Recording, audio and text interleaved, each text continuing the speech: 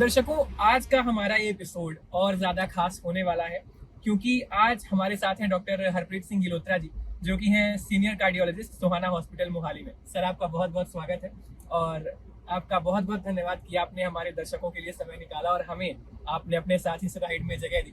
तो बहुत बहुत धन्यवाद आपको और मुझे उम्मीद है कि हमारे दर्शकों की तरह आपको भी हमारा ये प्रोग्राम काफ़ी पसंद आएगा। तो दर्शकों, वैसे तो डॉक्टर साहब काफी शांत शालीन स्वभाव के व्यक्ति हैं, पर आज उनका हम एक अलग साइड आपके सामने रखने की कोशिश करेंगे और उम्मीद करेंगे कि डॉक्टर साहब अपना एक अलग साइड हमारे सभी दर्शकों को दिखाएं। पहला सवाल सर मेरा आपसे यही है कि हम आपके 9 to 6 के रूटीन को तो जानते हैं, पर आज मैं आपसे आपके 6 to 9 या सुबह के रूटीन के बारे में भी बात करना चाहूंगा। तो आप हमारे दर्शकों के लिए बताएं कि आपका मॉर्निंग रूटीन क्या होता है सर। मॉर्निंग में उठता हूँ और सुबह सुबह कचौड़ी के साथ चाय पीता हूँ जी। I stayed in I did my MD from Jamnagar and DM from Lucknow. Okay. मेरा उन जगह से रिश्ता अभी भी कायम है। मैं HJ व्यास की जामनगर से ड्राई फ्रूट कचौरी और देसी की मिनी कचौरी फ्रॉम छप्पन भोग लखनऊ में आज भी एवरी ऑल्टरनेट मंथ मंगवाता हूँ। मेरा नाश्ता उसी से, मेरा डे उसी से शुरू होता है। तो अपने कॉलेज के दिनों को अभी भी सर साथ लेकर चल रहे हैं और आपके इस जवाब के बाद लखनऊ की उस देसी की कचौरी का जो सेल्स बढ़ने वाले हैं, तो उसके लिए आई एम श्योर कि वो आपके लिए काफी थैंकफुल होंगे सर। अब मैं आपसे ये जानना चाहूंगा कि एक कार्डियोलॉजिस्ट के तौर पर एक हेल्दी हार्ट के लिए हेल्दी रूटीन क्या होना चाहिए कि एक पेशेंट जो कि या एक सामान्य इंसान भी जो अपने हार्ट को हेल्दी रखना चाहे वो अपना डेली रूटीन कैसे प्लान करें और उसमें कौन कौन सी चीजें इंक्लूड करनी चाहिए। Regular physical activity, moderation in lifestyle. These are the just two key things. That's all. तो रेगुलर फिजिकल एक्टिविटीज करना बहुत ही ज्यादा जरूरी है। Yes, 45 minutes of moderate level exercise is something which is very important. After my bed tea, that's what I do. Okay. I go for a morning walk with my wife. Sir, मेरा अगला सवाल ये है कि लोग अक्सर सोचते हैं कि हार्ट से रिलेटेड जो भी प्रॉब्लम्स हैं या जो एलिमेंट्स हैं वो एक उम्र के बाद ही लोगों को परेशान करते हैं, तो सिर्फ एल्डरली जो पॉपुलेशन है उन्हें ही इसके बारे में चिंतित रहना चाहिए और बाकी जो यंग जनरेशन है उन्हें इसके बारे में इतना चिंता करने की जरूरत नहीं है। तो इस बात में कहाँ तक सच्चाई है? एथेरोस्क्लेरोसिस बहुत जल्दी डेवलप शुरू हो जाता है। It is manifesting in older age, but it starts very early, and sometimes it manifests in early age also. So आपको जो भी steps लेने हैं वो right from childhood लेने हैं। Very good thing which happens in schools is schools के अंदर they have separated the lunch break and fruit break. So बच्चों को जो शुरू से आप सिखाएंगे that habit goes a very long way. तो these small positive attitudes are to be taught right from an early age. And उसके अलावा because of multiple things the heart attack is having its manifestation in much early age due to increased pollution, due to our sedentary lifestyle. पहले physical activity ज़्यादा थी, अभी we are going more for the fast food and less for physical activity. Now that's a problem. ये सब चीज़ों के कारण young heart attacks are very they are increasing in good numbers. And other theories, microplastics might be contributing. When I was young, तो उस वक्त सबसे साफ पानी गिना जाता था हैंडपंप का पानी। अच्छा। और अभी we are all none of us drinks anymore handpump water. बिल्कुल। We all are there for Bisleri water. And microplastics in water contribute a lot for many diseases including cancer and heart problems. And जो atherosclerotic plaques देखे गए हैं उनकी study के अंदर microplastics are found. So these are the reasons जिसके कारण young heart attacks are increasing. तो ऐसा नहीं है कि सिर्फ बुजुर्गों को ही ज्यादा ध्यान रखना चाहिए बल्कि सभी को अपने हार्ट हेल्थ के लिए कॉशियस रहना चाहिए। में जो मैनिफेस्टेशन हो रही है तो ये प्रॉब्लम शुरू तो बहुत जल्दी हो जाती है जी। तो इसे अवॉइड करने के लिए क्या कुछ एक्टिव और प्रैक्टिकल स्टेप्स लिए जा सकते हैं sir? Say no to drugs, smoking को अवॉइड करें, alcohol if you are taking take in moderation, बाकी जितनी भी ड्रग्स हैं they are extremely harmful by producing sudden changes in blood pressure and they can cause sudden heart attack even with a normal vessel, even with a normal coronary. So drug addictions को avoid करें. Heavy protein supplements, excessive gymming, that is again to be avoided. It's the moderation in lifestyle which is important. तो moderation is the key. चाहे आप जो भी चीज कर रहे हो, अति सबकी बुरी ही होती है. मध्य मार्ग सबसे अच्छा मार्ग. जी. सर आजकल काफी सारे ऐसे डिवाइसेस आ गए हैं. हमने देखा है टेक्नोलॉजी ने काफी ज्यादा एडवांसमेंट किया है और काफी सारे ऐसे डिवाइसेस के बारे में हमने सुना है जिनसे हार्ट अटैक को अब प्रिडिक्ट किया जा सकता है, जैसे CT एंजियो. तो मैं आपसे जानना चाहूंगा कि आप इस डिवाइस के बारे में हमारे दर्शकों को थोड़ा बताएं. CT angio is an excellent tool to detect early problems. हमें जिन पेशेंट्स के अंदर जो बहुत हाई रिस्क हैं, जिनके अंदर ऑलरेडी डिजीज मैनिफेस्टेशन शुरू हो गई है, उन्हें हम एग्रेसिव मेडिकल ट्रीटमेंट दे रहे हैं. Then there is a population which is low risk, जिसमें कुछ भी करने की जरूरत नहीं है. And then the intermediate risk population, उसके अंदर इंटरवीन करें या ना करें, उसे मेडिसिन पे डाला जाए या ना डाला जाए, ये डिसाइड करने के लिए CT angio is an excellent tool. हम TMT करते हैं तो उसके अंदर हम सिर्फ blockages which are more than 70% हम उनको पिक कर पाते हैं. CT एंजियो के अंदर हम लेस देन 70% की ब्लॉकेजेस को भी पिक कर सकते हैं और अर्ली ट्रीटमेंट से हम डिजीज प्रोग्रेशन को बहुत स्लो कर सकते हैं. अच्छा. जिस आदमी का कैल्शियम स्कोर 0 है और CT एंजियो में नॉर्मल कॉर्नरीज हैं, अगले 10 साल के अंदर हार्ट अटैक से उसकी डेथ का रिस्क 0% है. तो CT angio is an excellent tool to detect early heart problem. CT angio और एंजियो में क्या अंतर होता है सर? क्या ये दोनों अलग अलग चीजें हैं या फिर अलग अलग तरीके से इस्तेमाल की जा सकती हैं? ये आप एक बार हमारे दर्शकों को बताएं. कंप्लीटली डिफरेंट, दोनों एक दूसरे का सब्स्टिट्यूट नहीं है. एंजियोग्राफी के अंदर हम जो देख रहे हैं that's a live image. CT angio is a computerised reconstruction. Heart moving structure है, आप इसको फ्रैक्शन ऑफ सेकंड के अंदर इमेज नहीं कर सकते. It's not possible. तो आप मल्टीपल इमेजेस लेते हैं हार्ट की स्टेबल हार्ट रेट पे और उन इमेजेस को कंप्यूटर के अंदर स्टैक करके you give a final image. So CT angio as compare to normal angiography is almost 90% accurate. The gold standard still remains normal angio. But CT angio का advantage है कि what is lying outside the lumen हम वो pick कर सकते हैं. Normal angiography वो pick नहीं कर सकती. तो both are having their own indications, their own applications. तो इन दोनों का इस्तेमाल पेशेंट के अकॉर्डिंग, उसकी कंडीशन के अकॉर्डिंग डिसाइड किया जा सकता है. सर आपके बारे में, आपके इस इंटरव्यू के लिए जब हम रिसर्च कर रहे थे तो हमें पता चला कि आपने काफ़ी सारी जगहों पर अपने इस लंबे एक्सपीरियंस में काम किया है और काफ़ी सारी जगहों पर तो आपने कार्डियोलॉजी का एक स्पेशलाइज्ड डिपार्टमेंट एस्टेब्लिश करने में काफ़ी सहायता की, काफ़ी मदद की. तो आज इतने सालों के बाद, इतने लंबे एक्सपीरियंस के बाद, what's that one thing about cardiology as a speciality which still keeps you motivated या still keeps you going every day? When I entered medicine, when I started my MBBS, somehow cardiology के लिए it was a love for cardiology which was there, and there is no specific reason. I always wanted to be a cardiologist once I entered MBBS.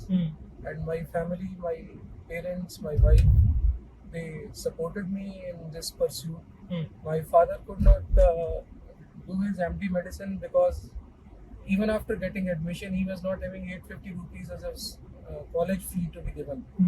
So he wanted his children to pursue up till last degree of which they want to pursue. So my parents, my family, my wife, they all supported me. They worked, they earned for me, and I kept on studying cardiology. तो cardiology में दिल में ही आपका दिल लग गया पहले से ही. I wanted to be a cardiologist. Sir अगला जो मेरा आपसे सवाल है वो ये है कि आजकल जैसा आपने बताया सेडेंटरी लाइफस्टाइल है और लोगों की जो काफ़ी सारी आदतें हैं जो आज की आम दिनचर्या में, नॉर्मल लाइफस्टाइल में खराब हो चुकी हैं. तो मैं आपसे ये जानना चाहूँगा कि ऐसी वो कौन सी हैबिट है जिससे आज आपके पेशेंट्स, इतने सारे जो लोग आते हैं आपके पास, तो एक जनरल पॉपुलेशन अपने हार्ट को रोज किसी ना किसी तरह से डैमेज कर रही है पर उन्हें उस बारे में पता तक नहीं है. One small thing which people can change is decrease salt intake, decrease sugar intake. So these two things will go a very long way to improve the population's health. तो कैन यू सजेस्ट कोई एक safer limit जिसके अंदर आपको salt और sugar intake करना है? आप एडेड सॉल्ट नहीं डालिए. हम कर्ड के अंदर, सैलेड के अंदर एक्स्ट्रा सॉल्ट डाल देते हैं. हाँ, आप बिल्कुल. एडेड सॉल्ट नहीं डालिए. प्रिजर्व फूड यूज मत करिए, बिकॉज प्रिजर्वेटिव सभी फूड्स के अंदर सॉल्ट होता है. बिल्कुल. एंड इसके भी, and as far as sugar is concern, avoid cold drinks. Cold drinks are you can call them a new tobacco. अच्छा. So their addiction is more than tobacco or even alcohol or any other drug. So cold drinks are to be avoided. तो cold drinks जो हर जगह इतना easily available हो जाती हैं, उनके बारे में भी लोगों को अलर्ट रहना काफी ज्यादा जरूरी है. सर, मैंने देखा है कई बार तो लोग गर्मियों के दिनों में कोल्ड ड्रिंक्स को हेल्दी समझकर पी रहे होते हैं कि ये तो नींबू पानी वाली कोल्ड ड्रिंक है ये. तो आपने बहुत ही सही हमारे दर्शकों के लिए बताया कि उन्हें इससे भी सेफ रहने की काफी हद तक जरूरत है. अगला जो मेरा सवाल है सर, वो ये है कि अगर किसी को अचानक से चेस्ट पेन होने लग जाए तो सबसे पहला स्टेप उसे क्या लेना चाहिए? मतलब कई बार हम सोचते हैं ऑब्वियसली जब कोई ऐसा चेस्ट पेन हो तो हर किसी का ध्यान जाता है कि कहीं ये कोई हार्ट अटैक तो नहीं या कोई ऐसी समस्या तो नहीं. तो ऐसे सिचुएशन में उन्हें सबसे पहला स्टेप क्या लेना चाहिए? On suspicion of heart attack के पेन के अंदर feeling of impending doom and cold sweats, ये दो बड़े important factors होते हैं. If they are there, then you can take tablet Disprin and you have to reach hospital. For whether pain is cardiac or not cardiac, ये establish करना बहुत जरूरी है. उसी के बेस पर ही हम ट्रीटमेंट ले पाएंगे. So for any severe pain or any pain which is associated with cold sweats, you must reach hospital first. घर पे आप डिस्प्रिन ले सकते हैं. उसके बियॉन्ड जितनी भी दवाइयाँ हैं, they are to be taken after hemodynamic monitoring, after taking pulse, blood pressure. उसके बगैर medicines cannot be given, including sorbital, which people commonly take. And pain actually is not related to heart and they come with a fall. So unnecessary drugs are to be avoided. It's better to reach hospital and get a diagnosis made. Sir, stroke और heart attack ये दोनों ऐसी problems हैं कि इनमें time बहुत ही ज़्यादा कीमती होता है और जल्द से जल्द पेशेंट को हॉस्पिटल तक पहुंच के उसका ट्रीटमेंट शुरू हो जाए तो उतना ही फायदेमंद हो सकता है. हमने देखा है कि एक स्ट्रोक रेडी जो हॉस्पिटल होता है उसमें कई तरह के प्रोटोकॉल्स फॉलो करने पड़ते हैं. तो क्या ऐसे ही हार्ट के लिए भी, जो हार्ट की हर कंडीशन से के लिए रेडी जो हॉस्पिटल है, उसमें भी कोई ऐसे प्रोटोकॉल्स फॉलो करने होते हैं? आपने बिल्कुल सही बोला. बॉडी के अंदर दो सेल्स ऐसी हैं, नर्व सेल्स एंड हार्ट की sales. These cells have zero recovery capability. हमारे चमड़ी पे चोट लगती है, चमड़ी रिकवर कर जाती है. हार्ट में सिर्फ स्कार्स बनते हैं, ब्रेन में सिर्फ ग्लायोसिस होता है. तो if there is a stroke, तो stroke ready unit, and if there is a heart attack, then a heart attack tackle करने के लिए unit. If that is not there, then treatment का actually benefit ही कोई नहीं है. It's very very painful when a young patient comes with heart attack and then they want to take multiple opinions and then they waste that golden period जिसके अंदर heart attack has to be tackled. Within 6 hours of onset of chest pain, primary angioplasty should be done. Vessels should be opened. अगर हम वो करेंगे तो heart के अंदर saving maximum होगा. उसके beyond सिर्फ लिपापोती होगी, patient को ज़्यादा benefit नहीं होगा. तो समय काफी ज्यादा इम्पोर्टेंट है. Time is money, time is muscle. अगर हम टाइम पे इंटरवेंशन नहीं कर पाएंगे, there is no point in doing intervention in a heart attack. तो सर, ये तो कुछ सीरियस बातें हो गई, लेकिन जैसा कि हमारे इस शो का फॉर्मेट है, हमने अपने दर्शकों को प्रॉमिस किया था कि आज हम उन्हें आपका एक अलग साइड दिखाएंगे. तो उसी पर आगे बढ़ते हुए अब मैं आपसे ये जानना चाहूंगा कि अक्सर ये कहा जाता है कि इंसान के दिल का रास्ता उसके पेट से होकर गुजरता है. मेरा तो पक्का जाता. तो डॉक्टर गिल्होत्रा के दिल का रास्ता कहाँ से जाता है? एक बार आप फिर से हमारे दर्शकों को बता दीजिए. Travel and food are the things which I live for. तो ट्रैवल एंड फूड, एग्जैक्टली. तो ऐसे कौन से 3 फूड्स हैं सर जो आप कभी रेजिस्ट कर ही नहीं पाते कि उनकी वो खाना आपको सामने दिख गया तो ये तो फिर आपको खाना ही पड़ेगा? कलावटी कबाब. अच्छा, लखनऊ. एंड अमृतसर के छोले कुलचे बिल्कुल। और मेरे घर पे बने हुए पकौड़े। घर के बने हुए पकौड़े। तो लखनऊ के गिलोटी कबाब तो बहुत ही फेमस है सर, और अमृतसर के छोले कुलचों की भी कोई बात क्या ही की जाए। अब जो आपने घर के पकौड़ों की बात की, हम जरूर कोशिश करेंगे कि एक दिन हम आपको आपके घर में भी परेशान करें और उन पकौड़ों पर हम कोई चर्चा करें। आपने सर ट्रेवल की भी बात की, कोई एक शहर आप ऐसा बताइए जो आप सोली सिर्फ वहां का खाना खाने के लिए ट्रेवल कर सकते हैं, कि बस उस शहर का कोई एक डिश है जो आपको खानी है और आप काफी हजारों किलोमीटर तक का डिस्टेंस ट्रेवल कर सकते हैं उसके लिए। अमृतसर, लखनऊ और श्रीनगर, इन 3 जगह पे मैंने सिर्फ खाने के लिए ट्रैवल किया हुआ है। अच्छा, तो अमृतसर और लखनऊ का तो सर आपने बता दिया, श्रीनगर का आप हमारे दर्शकों को बता दीजिए, वहां आप क्या खाने गए थे? श्रीनगर के अंदर अर्ली मॉर्निंग के अंदर हरीसा बनाते हैं। अच्छा। That's something a typical dish which you have to eat there only. वो आपको और कहीं पे नहीं मिलेगा। अच्छा। उसके अलावा आदूज के लिहावी कबाब, that is something exceptional. तो ये हरीसा क्या होता है सर, आप एक बार हमारे दर्शकों को इस बारे में भी कुछ बता दीजिए। Well, it's a very very slow cooked meat. जिसे 6 से 8 घंटे पकाया जाता है। अच्छा। Best food city in India according to you, कि इस शहर में तो कोई भी खाना आप खाने जाएंगे, जैसे मैंने कई बार सुना है लोगों के मुंह से कि दिल्ली का स्ट्रीट फूड बहुत अच्छा है, पर मैं पर्सनली अगर कहूँ तो दिल्ली का स्ट्रीट फूड से बेटर मुझे, जैसा आपने कहा, लखनऊ का स्ट्रीट फूड लगा। तो ऐसा कौन सा शहर है जो जहां जाके आप कोई भी खाना खाएं वो on a level of average to best ही रहेगा? Lucknow, any day. तो one city for food is Lucknow. If as a वो फूडी जो नजाकत नफासत अच्छा। पकाते हैं वो अलग ही तरह का। तो हर फूडी जाकर ये कह सकता है कि मुस्कुराइए, आप लखनऊ में हैं। बिल्कुल।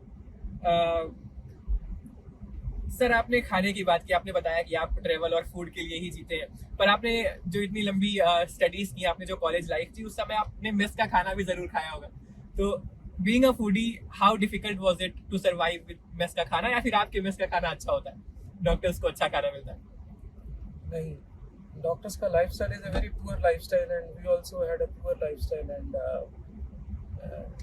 The food was on an average I would rate it 4 out of 10. अच्छा। So healthy food habits doctors में relatively कम देखी गई है। अच्छा। और हम में भी कमी थी। We also survived on samosas and kachoris okay, तो during our college days. मैं अपनी मम्मी को जरूर कहूंगा कि वो ये एपिसोड देखें और अगली बार जब मैं समोसे खाने जाऊं तो मैं उन्हें ये बता पाऊं कि डॉक्टर गिलोत्रा ने एडवाइस किया है मुझे समोसे खाने के लिए। गवर्नमेंट ने समोसा और जलेबी को they have equated it with tobacco recently. अच्छा। लास्ट मंथ का अगर आपने एडवाइजरी देखा होगा, they have said that samosa and jalebi are the new tobacco. Okay. But then sir, as you said, moderation is the key. Exactly. Once a month, definitely you must. तो sir अगर आपको एक free दिन मिल जाए, जैसा आपने कहा once a month, तो ऐसा कोई एक दिन एक महीने में आपको मिले, वैसे तो आपकी एज अ डॉक्टर काफी बिजी लाइफस्टाइल है, हम देखते ही हैं, पर एक पूरा दिन आपके पास फ्री है, आपको कोई काम नहीं करना उस दिन, तो उस दिन आप क्या करना पसंद करेंगे? कोई काम नहीं करना। on a free day, I watch old episodes of Kapil Sharma. अच्छा। Bake cookies for my daughter, and in the evening we go for a family dinner. Okay. So you like baking also, sir? Yes, I make very good cookies. और कपिल शर्मा जी ये देखकर बहुत खुश होंगे कि chole kulche is not the only thing from Amritsar जो आपको बहुत ज्यादा पसंद है। अब हम अपने फन सेगमेंट में आएंगे सर, कि इसमें मेरे सवाल थोड़े से और ज्यादा इंटरेस्टिंग होंगे दर्शकों के लिए और थोड़े और ज्यादा इरिटेटिंग होंगे शायद आपके लिए। तो अब हमारा एक सेगमेंट है, इसमें मैं आपको इंग्लिश में कुछ गाने गा कर या बोल कर सुनाऊंगा और आपको बताना होगा कि वो गाना आखिर कौन सा है। बॉलीवुड सॉन्ग्स ही हैं सर, पर बस हमने उन्हें ट्रांसलेट कर दिया है, तो आपको मेरी थोड़ी सी आवाज के साथ कोऑपरेट करना पड़ेगा। तो the first option, you stay close to my heart every moment, life's sweet thirst says this, you stay close to my heart every moment. अगर आप चाहें तो मैं गाकर भी सुना सकता हूँ। पल पल दिल के पास तुम रहती। क्या बात है सर, ये तो बिना किसी ट्रिक के ही आपने ये क्वेश्चन। मेरे जमाने के सॉन्ग्स हैं। Oh my piece of heart, oh my piece of heart, please pray for peace to come to my heart. मेरे दिल की चाय। बिल्कुल। काफी गानों के भी शौकीन रहे हैं आप सर अपने जमाने में, जैसा आपने कहा। Two hearts are meeting but secretly, everyone is getting the news secretly, two hearts are meeting, दो दिल मिल रहे हैं मगर चुपके चुपके चुपके। क्या बात है। तो आज हमारे दर्शकों को आई एम श्योर डॉक्टर गिलोत्रा का ये साइड जब देखने को मिलेगा तो उन्हें भी ये रियलाइज हो जाएगा कि आखिर आप क्यों इतने अच्छे कार्डियोलॉजिस्ट हैं। ये वाले सॉन्ग्स जब मैं एमबीबीएस कर रहा था तब आए थे। हम्म, फितरत ने सिखाई थी हमको आफ्ताब यहाँ, परवाज यहाँ, छेड़ा था जुनू का साज यहाँ, गाए थे वफा की गीत यहाँ। क्या बात ये है, तो मेरे मुकम्मल जमाने के गाने। मुकम्मल सर। मेरा अगला सवाल जो है वो ये है कि what something in your lunch box that your patients अगर उन्हें दिख जाए तो वो तो बहुत ज्यादा शॉक्ड हो जाएंगे कि डॉक्टर साहब ये भी खा रहे हैं। मेरी बीवी मेरे को हेल्दी फूड भेजती है दोपहर को। सारा उल्टा सीधा खाना मैं रात को खाता हूँ। अच्छा, तो रात में वो क्या खाना होता है सर? एक चीज कोई ऐसी? I am fond of kebabs. Okay, तो लखनऊ का वो स्वाद अभी तक जा नहीं रहा है सर के? लखनवी कबाब तो यहाँ नहीं मिल पाते, हम्म। बट जो भी मिल पाता है I try. Which celebrity would you love to do a heart checkup for? मतलब प्रोफेशनल क्यूरियोसिटी के लिए, अगर कोई ऐसा सेलिब्रिटी हो जिसका आप चाहें कि इसका हार्ट चेकअप मुझे जरूर करना चाहिए। I wish them a happy and a healthy life. I don't want them to get diseased. Okay, अगर बात सेलिब्रिटीज की निकली है, आपके कॉलेज के जमाने में who was your favourite Bollywood actor कि उनकी मूवीज अगर लग गई थिएटर में तो आज लखनऊ के थिएटर में डॉक्टर हरप्रीत गिलोत्रा मिल जाएंगे? आमिर खान। ओके, और उनकी कौन सी मूवी सर? दिल? सभी मूवीज देखी थी जब मेरे टाइम में आई थी, और इवन अभी तक देखता हूँ। अच्छा, weirdest health related myth you have ever heard from your patient? कि हार्ट के हेल्थ से रिलेटेड कोई ऐसा मिथ जो आपके पेशेंट ने आपको बताया और आपको काफी मशक्कत लगी उसे समझाने में? लोगों को ना बहुत कॉमन मिसकंसेप्शन है कि उनका बीपी बढ़ता है तो उनको सिर दर्द होता है, वो फील कर लेते हैं। This is the biggest myth. People have to understand that blood pressure can not be felt, you can just measure it. अगर आपका बीपी बढ़ा हुआ है तो आपको ट्रीट करना पड़ेगा। आपको फील होता है कि नहीं फील होता है, वो सब यूजलेस है। तो इसी के साथ हम अपने इस प्रोग्राम के आखिरी पड़ाव पर पहुंच गए हैं सर, और अब थोड़ी सी मैं गुस्ताखी करूंगा और आपसे चाहूंगा कि आप अपने जमाने के गानों की आपने बात की, तो चलते चलते आप एक गाना हमें बता दें जो आपका फेवरेट गाना था। जो हमने बोले वो तो आपने पहचान ही लिए सर, वो एक ऐसा गाना जो आप आज भी सुनते हैं, गुनगुनाते हैं, और कभी भी लो मोमेंट हो तो आप उसे सुनकर एकदम चेयरफुल हो जाते हैं। I was born and brought up in Shri Ganganagar Rajasthan, और श्री गंगानगर राजस्थान का एक बहुत ही इम्पोर्टेंट शख्सियत है जो मेरे ज़माने के लोग वो इसको सुन के ही बड़े हुए हैं, दैट इज जगजीत सिंह साहब। बिल्कुल, तो उनकी सभी गज़लें, Jagjit Singh, Chitra Singh ji, all are close to my heart. कोई एक गजल आप गुनगुनाना चाहेंगे सर? तो अब हम डॉक्टर साहब को ज्यादा परेशान नहीं करेंगे। दर्शकों, जैसा कि आपने देखा डॉक्टर साहब ने आपके सभी सवालों के जवाब दिए हैं। डॉक्टर साहब आपका बहुत बहुत धन्यवाद, आपने हमारे लिए समय निकाला अपने इस बिजी स्केड्यूल में से, और आपने हमारे दर्शकों के लिए समय निकाला। आपसे अगली बार हम जल्द ही मिलेंगे एक नए एपिसोड में अपने नए किसी प्रोग्राम के साथ, और हम सभी आपको यही विशेष देते हैं कि आप हमेशा ऐसी एनर्जेटिक बने रहें, आपकी एवरग्रीन मुस्कान हमेशा बनी रहे, और आप अपने पेशेंट्स के लिए लगातार उम्मीद की नई किरण बने रहे। बहुत बहुत धन्यवाद आपको। Thank you.